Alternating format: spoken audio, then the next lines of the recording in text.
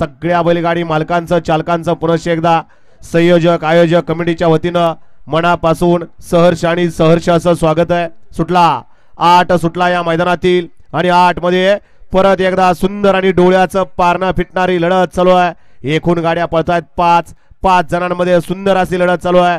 पड्याल तिकडे 9 नंबरवरने गाडी पळत होती, बाद झाली। आड्याल इकडे सुंदर अशी तिघांच्या आत लढत आहे।